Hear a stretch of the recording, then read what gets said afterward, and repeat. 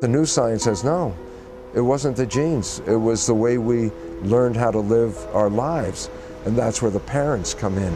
Because a child learns how to handle life, how to live life by observing the parents' behavior and then becoming just like the parents. And when we do that, when we take our parents' behavior, we get our parents' diseases. Ce que le docteur Bruce Lipton dit, c'est qu'en fait, c'est pas les gènes, c'est la façon que nos parents nous ont élevés, puis on apprend de la façon que nos parents nous élèvent.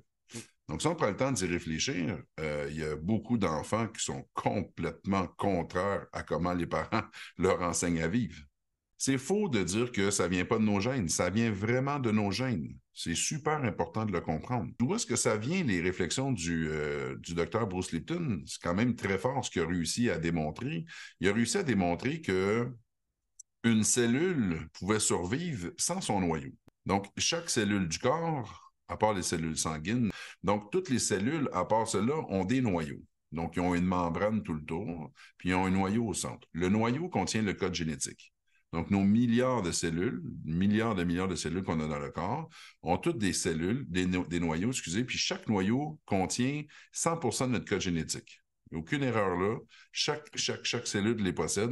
À chaque fois qu'une cellule se divise, elle transfère le code génétique au complet. Maintenant, ce que Bruce Lipton a réussi à démontrer, c'est que si on extrait le noyau de la cellule continue à vivre pareil. Puis ce qu'il a démontré, c'est qu'en fait, la cellule, elle va réagir par rapport à sa membrane. Donc, sur la membrane, il y a des récepteurs qui vont faire en sorte que la cellule va réagir à son environnement. Puis là, il dit, selon l'environnement dans lequel tu es, ta cellule va réagir différemment. L'environnement va avoir un impact. Mais, un peu comme la même erreur que le docteur Emoto avait fait, c'est on ne peut pas dire d'une façon générale que si une personne est dans un environnement positif, que ça va nécessairement l'aider à bien évoluer. C'est faux.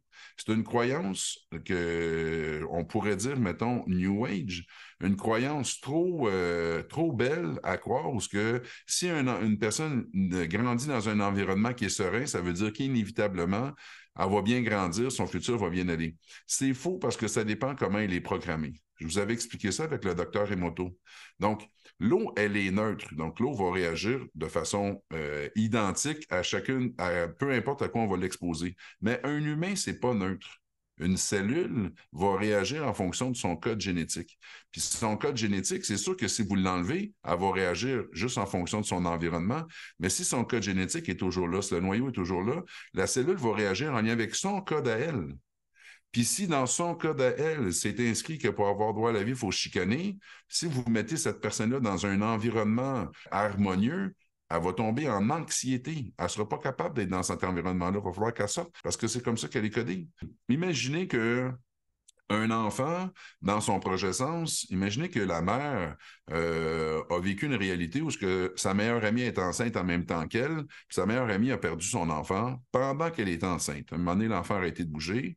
Ça l'a stressé, elle a fini par aller à l'hôpital, puis les médecins lui disent que l'enfant est décédé.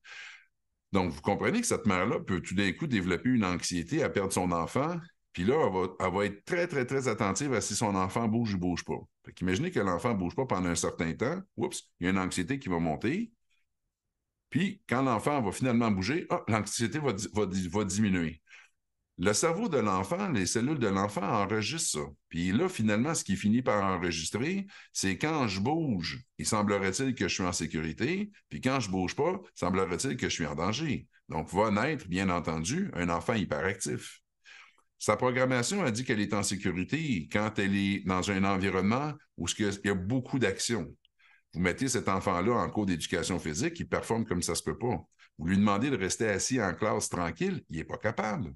Faites-lui pas faire de la méditation tranquille s'il y a une programmation qui doit bouger. Tant et aussi longtemps que la programmation n'est pas corrigée, elle va réagir au programme qu'elle a. Puis tout ça, c'est notre génétique.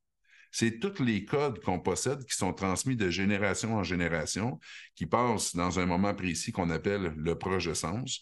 Donc, l'intro, malheureusement, de cette vidéo-là, elle est à corriger. C'est pour ça que je vous la présente, mais tout le reste est super bon.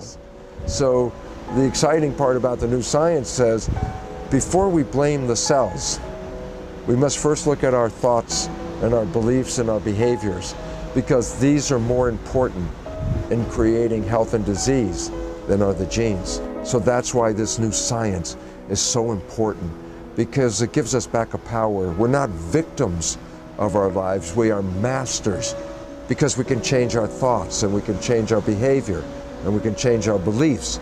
And when we change them, we change our biology. So we are the masters of our lives, not the victims of our genes. Bien intégrer qu'il n'y a pas de notion de victime, qu'il n'y a pas de notion de coupable, c'est super important si vous voulez évoluer rapidement en loi biologique, puis si vous voulez faire des changements de regard à des endroits où que le reste de la société n'est pas capable.